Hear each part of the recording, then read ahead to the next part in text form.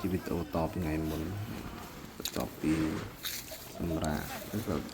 បាយហើយសម្រាប់មកស្ទុះទៅដល់ម៉ោង1គាត់នៅនេះចុះទៅធ្វើការបន្តទៀតដែរ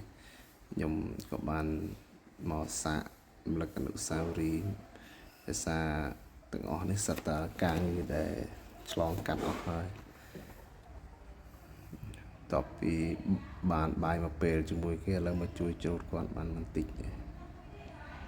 ហើយថ្ងៃនេះដូចជាក្តៅខុសធម្មតានេះមេឃក្តៅអត់មានខ្យល់ទេម្នាក់នាំគ្នាប្រឹងទាំងក្តៅទេមេឃក្តៅតែបងប្អូនយើងធ្វើការទាំងញញឹមដោយសារมันមានអីជាឧបសគ្គទេសម្រាប់ក្តៅប៉ុន្តែសម្រាប់អ្នកស្រែម្នាក់ប្រឹងរៀងខ្លួនអ្នកម្ដាយមួយជើងជាមួយនឹងសំឡេងសាច់ក្អាកក្អាយចំអែចំអន់គ្នាលេងនៅតាមវាលស្រែនេះបងប្អូនឃើញនេះសប្បាយ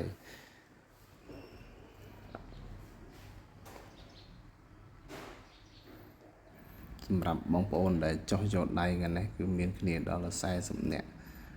អញ្ចឹងមកប្រហែលជាពួកអ៊ីស្រាអែលគាត់តា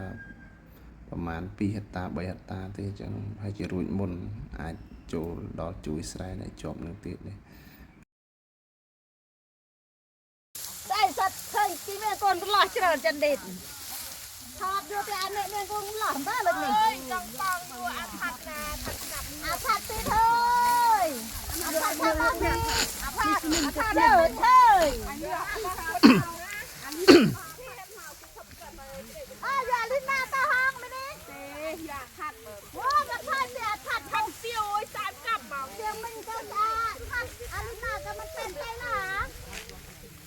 បាត់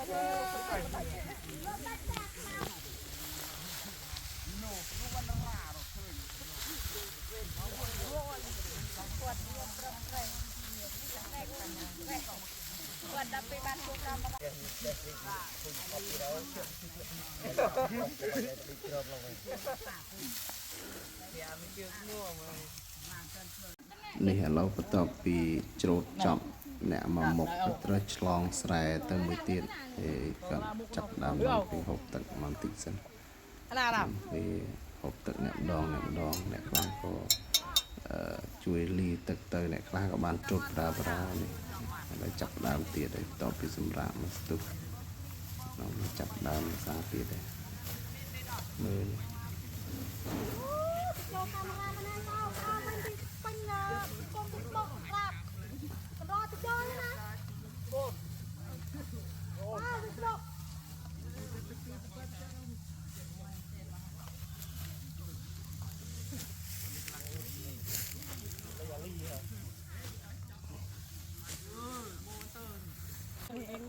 ដល់ពេលសម្រាប់នេះ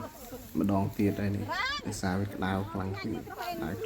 ទៅក៏ចំមកអ្នកមកមុខទៀតចាប់ដើមសម្រាប់ភាសាទៀតហើយនេះដល់ពេលបកគ្នាក្តៅទឹកនឹងអត់មានតកកទេស្ងាយយើងវាស្រែឆ្ងាយពេលអត់បានដាក់តកកក្នុងទឹកក្នុងហូបទឹកធម្មតាខ្ញុំក៏សុំគេមកមុនហើយបានជួយគេប្រហែល1ម៉ោងជាងដោយសារមាន